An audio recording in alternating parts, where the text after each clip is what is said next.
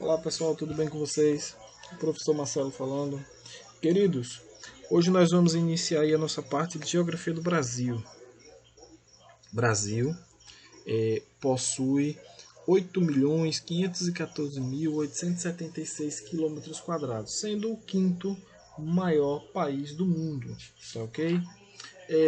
Nós temos aí os 6 maiores países do mundo. Nós temos a Rússia, o primeiro, né? Nós temos em seguida o Canadá, que é o maior país da Europa e o segundo maior do mundo. Em seguida nós temos a China, que é o terceiro maior país do mundo. Quarto é os Estados Unidos. Quinto o Brasil e sexto a Austrália. Tá ok? Então, o Brasil, pessoal, ele é o maior país da América do Sul. O Brasil se estende aí por 48% das terras sul-americanas, certo?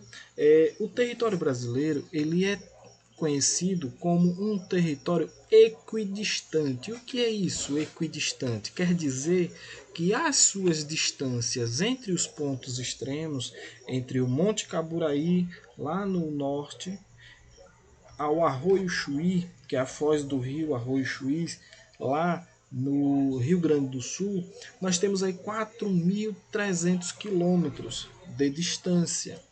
Entre a Serra do Cantamana, lá no Acre, e o Ponta dos Seixas, lá na Paraíba, nós vamos ter 4.328 quilômetros de distância, ou seja, de um ponto de leste a oeste para o ponto de norte a sul, nós vamos ter aí uma diferença de 8 quilômetros, uma diferença muito pequena. Então, a distância entre os pontos extremos, elas são praticamente iguais. Então, são distâncias equidistantes, praticamente que iguais. Então, tanto de norte a sul quanto de leste a oeste, o Brasil possui aproximadamente 4.300 quilômetros de extensão, 4.320, né, aproximadamente aí. E esses pontos, eles são do norte, lá no Monte Caburaí, do sul, a foz do rio Arroio Chuí, o oeste, nós temos aí a Ponta dos Seixas, lá na Paraíba, e, perdão, no leste e oeste nós temos a Serra do Cantamana, lá no Acre, tá ok? O nosso país, ele faz fronteira com praticamente todos os países da América do Sul, com a exceção de dois, que é o Chile, que está aqui, ó, atrás da Cordilheira dos Andes, faz fronteira lá com a Argentina, com a Bolívia e com o Peru. Então o Chile está aqui atrás e o Equador, que está aqui, ó, entre a Colômbia e o Peru. Esses são os únicos países que não farão fronteira com o Brasil, ok? A maior linha de fronteira terrestre do Brasil é a Bolívia. A Bolívia nós vamos ter aqui mais de 3.000 quilômetros de fronteira terrestre com o Brasil, certo? A fronteira, a menor fronteira, linha de fronteira do Brasil, está aqui com a Guiana. A Guiana é a menor linha de fronteira do Brasil, certo? E lembrando que o Brasil ele faz fronteira até com a União Europeia, certo? A União Europeia, sim, nós temos fronteira com países da África, perdão, da Europa. Como assim? A Europa está do outro lado do Atlântico, como é que o Brasil vai fazer fronteira? É porque nós temos aqui esse territóriozinho aqui que se chama Guiana Francesa. É um território francês aqui na América do Sul. Então, esse território aí, os cidadãos daí, eles são franceses. E esse território faz parte da União Europeia. Então, o Brasil ele tem fronteira com a União Europeia, sim, certo? E diga-se de passagem, é a maior linha de fronteira que a França tem. Com todos os países. O Brasil é a maior linha de fronteira dela, certo? Seguindo viagem aí, nós temos a imagem dos nossos pontos extremos. Aqui nós temos o Monte Caburaí, lá em Roraima, todo florestado, bonitão. Pontal dos Seixas, tá aqui ó, o Pontal dos Seixas, lá na Paraíba. Aqui a foz do rio Arroio Chuí, lá no Rio Grande do Sul. Aqui a Serra de Cantomana, lá no Acre, tá ok? Então esses aí são os nossos pontos extremos.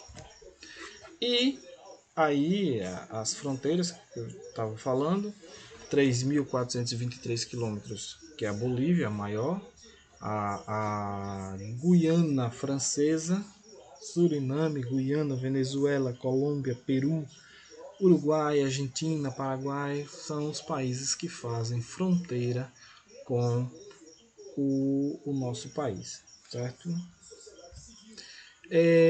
Latitude, pessoal. Onde é que nós vamos encontrar aí a direção do nosso país?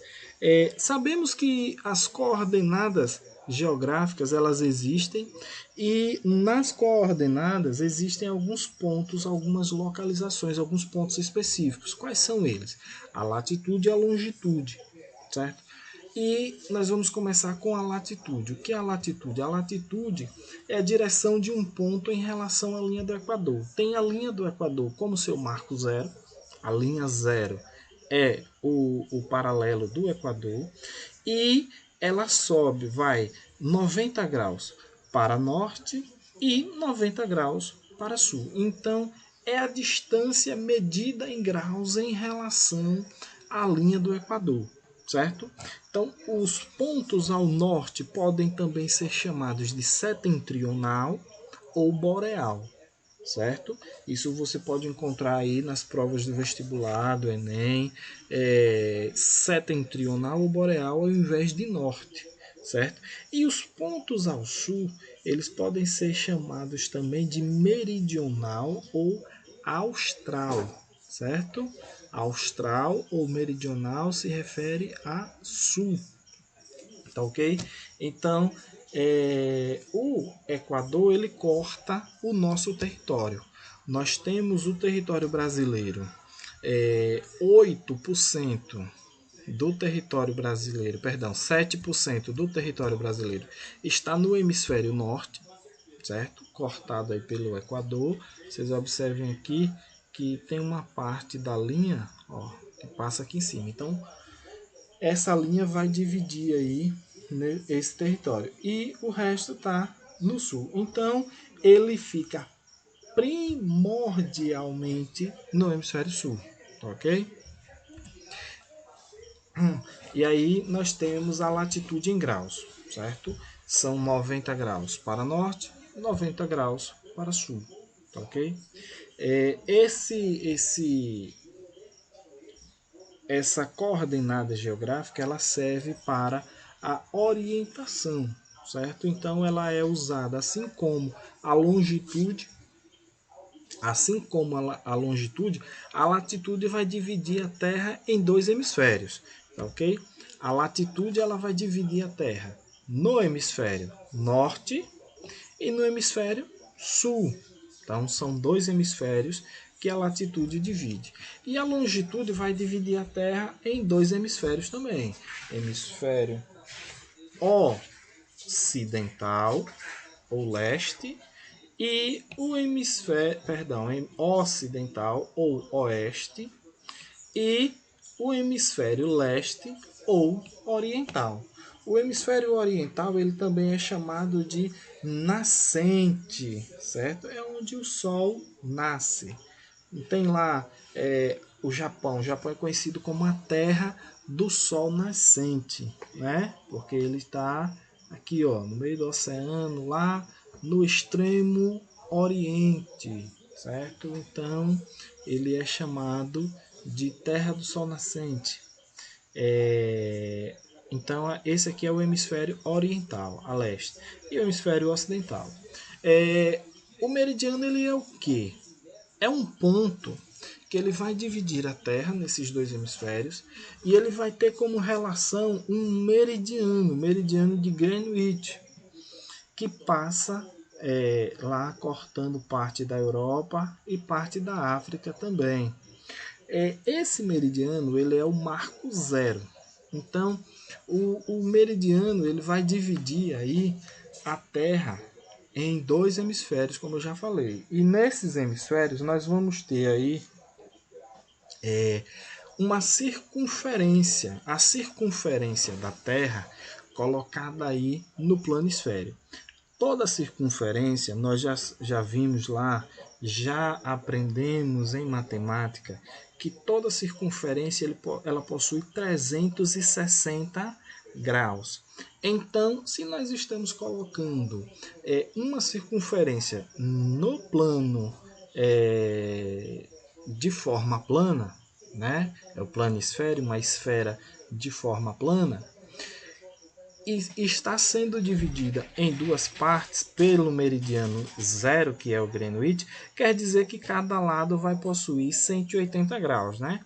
180 mais 180, totalizando assim 360 graus. Então nós vamos ter 180 graus para leste e 180 graus para oeste, certo? E aí, se você pega esses meridianozinhos, soma tudo, coloca lá 360, você imagine o planeta Terra girando no seu movimento de rotação. O movimento de rotação dura 24 horas. Então, se você divide a Terra, se você divide os 360 graus por 24 horas, vai dar um total de 15 graus, certo? Então, isso me diz que de um meridiano para outro haverá 15 graus de circunferência. E 15 graus aí, se no caso eu tenho 180 graus dividido por 15, dá um total de 24, né?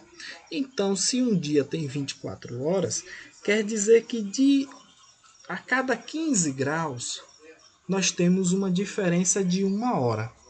E essa diferença de uma hora aí vai vir justamente para leste como para oeste, certo? Na porção norte e sul, os 15 graus, aqui ó, a hora, ela se repete. Então aqui vai se repetir o mesmo horário e essa diferença de horas vai dar de oeste para leste. E que diferença de horas é essa aí?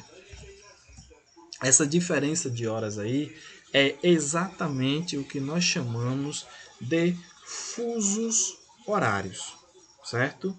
Os fusos horários são essa diferença de horas aí que ocorre aí de um para outro. Como assim? O que é que vai acontecer? Vamos entender melhor. Ó, o marco zero aqui, vamos colocar como a hora zero. Então, se eu saio daqui desse ponto para esse, quer dizer que aqui vai ter uma diferença de uma hora. Se eu saio desse para esse, é uma diferença de uma hora, né? Então, se eu saio aqui de Greenwich, meridiano zero, e aqui em Greenwich é exatamente 10 horas da manhã, e eu venho para o ponto aqui, vamos lá, e eu venho para Roma na Itália. Roma vai estar aqui no meridiano mais 2. Vai estar aqui no meridiano mais 2. Se eu saio de lá, do meridiano zero de Greenwich, às 10 horas da manhã e vou para Roma, hipoteticamente eu estou saindo aqui de Londres. Pego um avião, vou para Roma e eu gasto aí no meu translado uma hora de viagem, vamos lá, colocar uma hora, e eu saí de Roma, saí de Londres às 10 horas da manhã, gastei uma hora de translado. Que horas eu vou chegar lá em Roma? Ó, eu vou chegar em Roma justamente às 13 horas da tarde. Mas por que 13 horas? Eu vou chegar lá às 13 horas porque eu vou sair às 10 horas da manhã de Londres, vou gastar 1 hora de viagem. Então, 11 horas.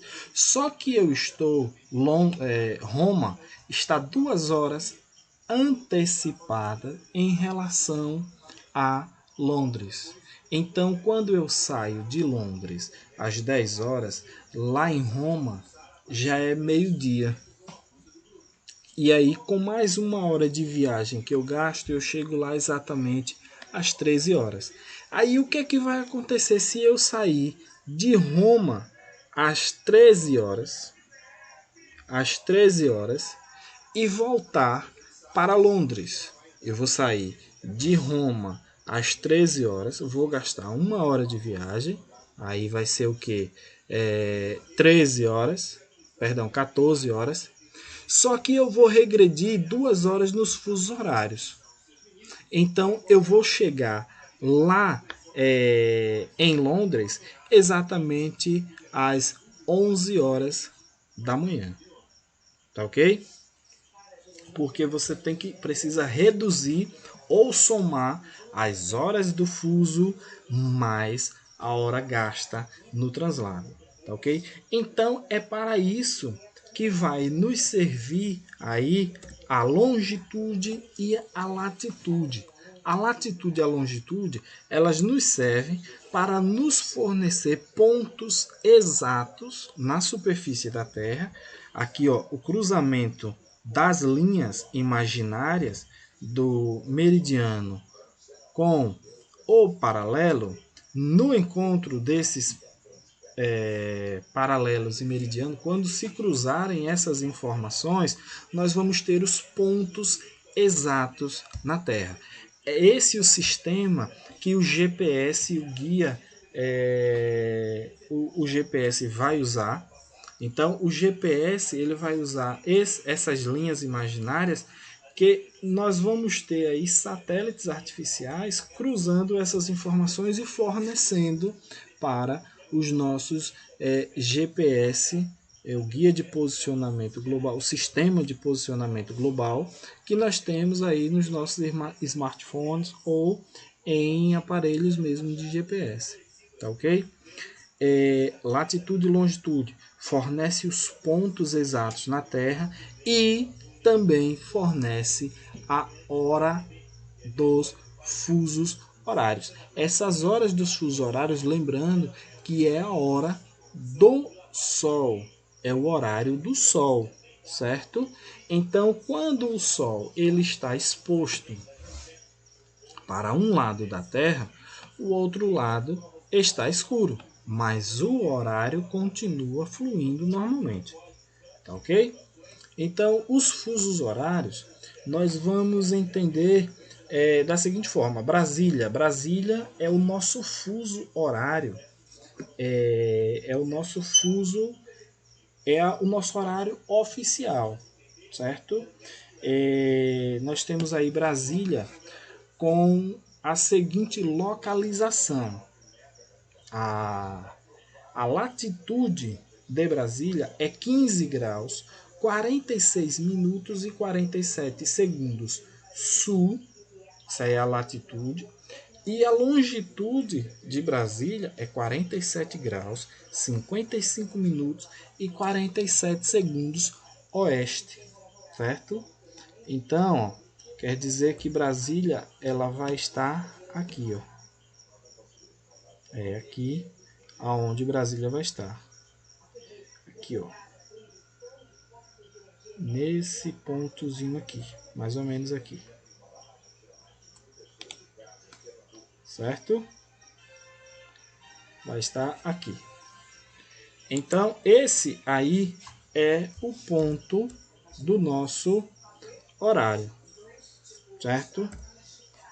E essa esfera aí, dividindo, vai dar aí o equivalente a esses fusos horários.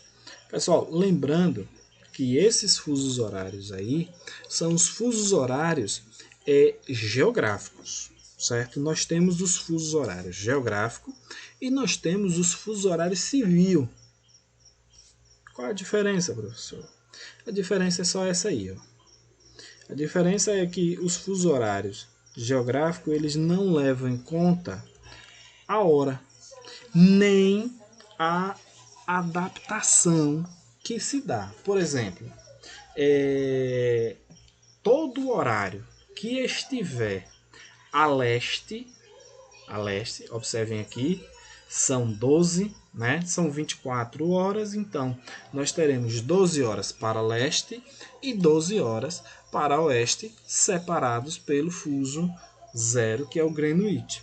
Então, todo o horário que estiver a leste vão ter hora positiva. O horário vai ser positivo. E todo horário que estiver a oeste, aqui, ó, vamos ter o horário negativo. Ah, professor, quer dizer que quando eu olho para o meu relógio, que é exatamente 10 horas da manhã, não é 10, é menos 10 horas da manhã? Não, não é nada disso. O que eu estou querendo dizer é que na conversão aí dos horários, nós vamos somar ou diminuir os horários. Como assim? Vou explicar melhor. Lembra que eu falei o exemplo aí? Se eu saio de Londres e venho aqui para Roma, eu saio de lá e venho para cá. Aí eu estou no fuso 2. Então eu tenho que somar mais 2 no horário, né? Eu saio de lá, de Londres, 10 horas, venho para Roma, gasto 1 hora de viagem, aí eu somo mais 1 e somo mais o fuso, certo? Então eu vou chegar em Roma às 13 horas. Mas vamos lá que eu saio de saio de Londres, está no fuso zero, e venho para Brasília. Brasília está no fuso -3, certo? E venho para Brasília. De Londres para Brasília eu vou gastar aí uma média de 10 horas no translado. Eu saí de lá, de Londres, 10 horas da manhã. E venho para o Brasil. Então eu gasto 10 horas. Vou chegar aqui às 20 horas, né? 20 horas. Só que tem um porém. Eu retornei. Eu estou viajando no sentido contrário ao movimento de rotação da Terra. Então, se Brasília está no fuso -3, eu tenho que diminuir 3 horas desse cálculo. Eu tenho que diminuir exatamente 3 horas. Eu tenho que somar, sair de lá às 10 horas, gastei 10 horas, daria 20 horas, menos 3 horas do translado, então 17 horas. Eu vou chegar aqui em Brasília exatamente às 17 horas da tarde, certo? Então, é para isso que vai servir essa questão do horário positivo ou negativo. Ah, professor, mas se eu sair daqui de Brasília para voltar, vamos supor que eu estou saindo de Brasília, voltando para Londres, em um voo direto, vou gastar 10 horas no translado. Ah, mas eu vou sair daqui 10 horas da manhã também. Vou sair 10 da manhã. Então eu iria chegar lá em Londres às 20 horas da noite, né? Só que agora eu estou o voo está no mesmo sentido do movimento de rotação da Terra. Então, quando eu vim de lá para cá, eu não diminuí, agora eu vou somar. Então, 10 mais 10 horas da manhã, mais 10 horas de viagem, mais os 3 fusos horários que eu antecipei. Então, eu vou chegar lá às 23 horas de viagem. Perdão, às 23 horas da noite. 11 horas da noite. Certo? Então, é para isso que servem os fusos. Para vocês se orientarem, né? Muitas das vezes nós estamos assistindo um evento esportivo, seja uma Fórmula 1, seja um futebol, e não entendemos por que aqui passa na madrugada enquanto lá o sol está a pino, né? Exatamente esse é o processo que ocorre. Se você sabe qual é o local, hoje em dia nos smartphones você já tem o horário do local. É só você ir lá no GPS e você ver qual é o horário que está lá, né? Há algum tempo atrás a gente tinha que recorrer ao mapa, ir lá olhar, ver qual era, fazer o cálculo. Hoje em dia o smartphone já dá o cálculo, certo? E aí, vamos agora no Brasil. O que é que ocorre no Brasil, pessoal? Olha, até 2008, o Brasil ele possuía 4 fusos horários, certo? Até 2008. E, na verdade, são 5 fusos que cortam o Brasil, né? Que tem um fuso lá das ilhas, Fernando de Noronha, o Atol das Rocas, mas esse fuso aí, ele não é usado, certo? Então, até 2008, a configuração era assim. Por que essa configuração? Se vocês observarem aqui, ó, observe que tem alguns fusos que são mais largos do que outro e que pegam uma parte de um outro fuso. Vocês estão vendo? Aqui na África mesmo, ó. Observa aqui, ó. O fuso zero. O fuso zero ele sai daqui, ó. Vem para cá, ó. Olha como ele se estende. E o que é isso, professor?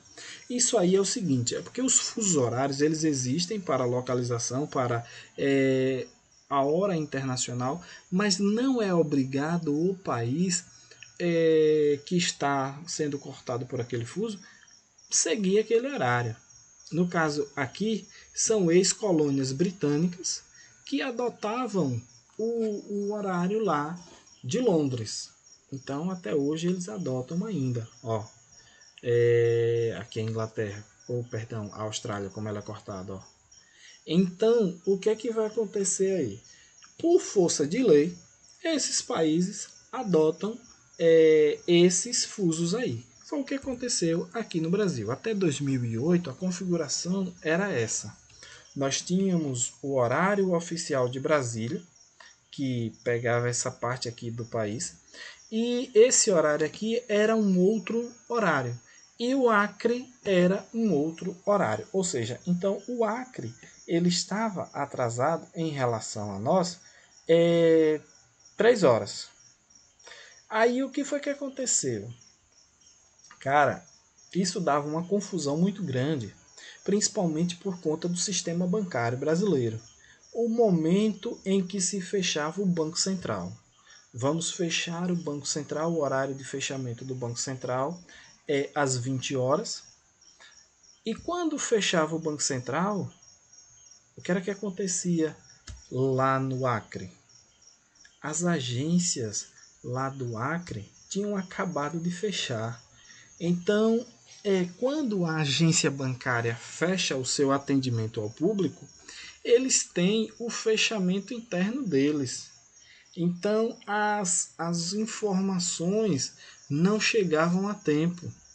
Ah, tem isso aqui que precisava notificar o Banco Central, e aí ficava para o outro dia de manhã a ver o processamento. Então era um problema e gerava também problemas de comunicação no Brasil. E aí foi que se decidiu, ó, vamos decidir dessa forma. Ficou todo mundo aqui, tá vendo essa área aqui? Todo mundo dessa parte aqui do território, só uma parte do Amazonas e o Acre ficou de fora do horário oficial de Brasília. Então, esse território todo aqui obedece o horário oficial de Brasília, certo? Então, o Acre ficou atrasado em relação ao horário de Brasília apenas 1 hora. Então, dá tempo agora, pós-fechamento, o Acre adiantar suas coisas lá e chegar a tempo do fechamento do Banco Central e de outras coisas também, certo? Lembrando que o Acre, ele em relação ao horário de Brasília, ele está atrasado e nós aqui, ó, estamos adiantados em relação ao horário de Brasília, certo? Teve um aluno que chegou para mim e perguntou, mas professor, eu acompanho uma youtuber lá de Minas Gerais, ela mora em Belo Horizonte, e ela estava fazendo um vídeo, e esse vídeo era justamente no período do verão. Professor, eu olhei para o relógio e ela me mostrou o relógio lá também, e a hora batia. Era 8h30 da noite. 8h30 da noite, e ela ficava numa região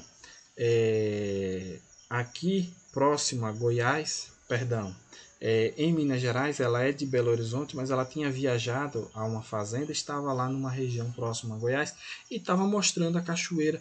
Eu disse, professor, era quase 8h30 da noite e lá ainda estava o sol se pondo, aquela coisa toda. Por que que aqui já era noite, professor? Pessoal, não podemos esquecer. Ó. O sol já passou por aqui e está passando por aqui. Lembrando que esse é o horário aparente do sol. A cada fuso tem 1 hora de exposição do sol, certo? Então, quando lá já era 8h30 da noite, 8h30 da noite, aqui em Sergipe, pelo horário do sol, já era 9h30 da noite, certo? Como ela estava lá no extremo oeste de Minas Gerais, ela estava bem próximo ao outro fuso horário que passa lá, certo? Então ela estava aproveitando os últimos momentos de sol lá daquela área. Isso é normal acontecer, tá ok? Então essa diferença de horários entre nós aqui no Nordeste, quando o dia está amanhecendo aqui no Nordeste, se você acordar um pouquinho mais cedo e acompanhar o noticiário lá do Sudeste, você vai ver que lá está escuro, um breu danado ainda, e aqui já está o sol, o calorão aí. Então, esse é a exposição do sol, tá ok? Falamos do movimento de rotação, dos fusos horários, latitude, longitude.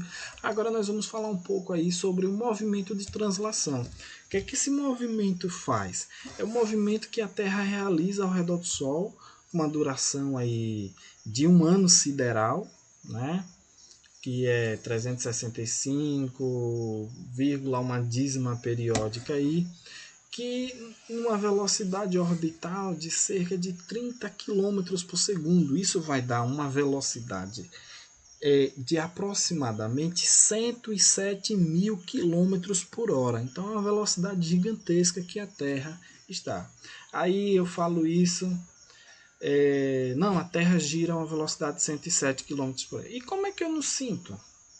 Como é que eu não sinto uma velocidade tão grande quanto essa? Pessoal, não sentimos pelo seguinte fato: não temos um ponto fixo de observação, ou seja, um ponto de referência. Se você tivesse um ponto de referência no espaço, visível a olho nu, você conseguiria ver essa velocidade. Vamos citar um exemplo mais prático. Vamos supor que nós estamos em um veículo. Esse veículo está em movimento e nós estamos sentados no veículo, sentados conversando, e o papo tá bom, tá animado, e nós estamos em uma estrada retilínea e plana.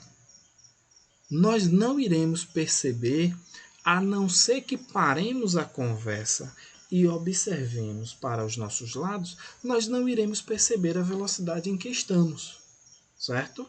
Só se tiver alguma ondulação na via ou se pararmos para observar os lados. Mas se for aqueles ônibus confortáveis com cortina, você não percebe a velocidade. Então é por isso que nós também não percebemos essa velocidade da Terra no sistema solar, tá ok? E o movimento de translação, junto com o ângulo de inclinação da Terra de 23 graus e meio, nós vamos aí perceber uma desigual, observa aqui, desigual distribuição da radiação solar no planeta, certo? Então nós vamos ter aí as estações do ano. Ó, observa aqui, ó, nós vamos ter aí, ó, aqui é o solstício de inverno. Solstício de inverno no hemisfério sul. No hemisfério norte, nós vamos ter o solstício de verão. Aqui, ó, do outro lado, nós vamos ter aqui em dezembro, nós vamos ter o solstício de verão, aqui para nós. E no hemisfério norte, nós vamos ter o solstício de inverno. Certo? Deu para entender? As estações, elas são trocadas, são inversas. Quando aqui é inverno, no norte é verão. Quando aqui é verão, no norte é inverno. Tá ok? E no meio nós vamos ter aqui os equinócios. O equinócio de primavera e o equinócio de outono. Isso aqui são as estações do ano, pessoal. Certo? Primavera, verão, outono e inverno, que vai se dar pelo movimento de rotação. Observe aqui os polos, ó. Quando ocorre aqui o verão e no norte o inverno, o polo norte ele não recebe radiação. Então, durante o verão e o outono, aqui no inverno, o polo norte não recebe radiação. Então, no norte, nós vamos ter aí a chamada grande noite, que são 6 meses de inverno, certo? Aí você observe que mudou do outono para o inverno, aqui ó, no norte já está recebendo radiação. Já o sul ó, entrou na grande noite. Tanto no inverno quanto na primavera, nós vamos ter aí a grande noite aqui no sul. São 6 meses. 6 meses de noite, 6 meses de dia. 6 meses de inverno, 6 meses de verão. São essas duas estações que existem nos polos. Tá ok? Então, o movimento de translação é que vai favorecer esse desenvolvimento aí e a fixação das estações do ano, graças ao movimento e ao ângulo de inclinação da Terra, tá ok? Porque se não tivesse esse ângulo de inclinação na Terra, as estações elas seriam a mesma, seria para os dois lados seria a mesma, porque a distribuição de radiação ela seria igual em todo o globo, certo? E é justamente essa distribuição de radiação que vai favorecer aí essa distribuição das estações do ano, tá ok? Nessa imagem vocês percebem mais aqui, ó, que a radiação ela não chega no solstício de verão no hemisfério sul, a radiação não alcança o polo norte. Já aqui no solstício de inverno no hemisfério sul, a radiação não alcança o polo sul e alcança o polo norte. Ok? Então, pessoal, essa foi a nossa aula. Aí está a nossa agenda. Vocês respondam às atividades aí das páginas 6, 7 e 8 do livro. Tá ok? Fiquem com Deus.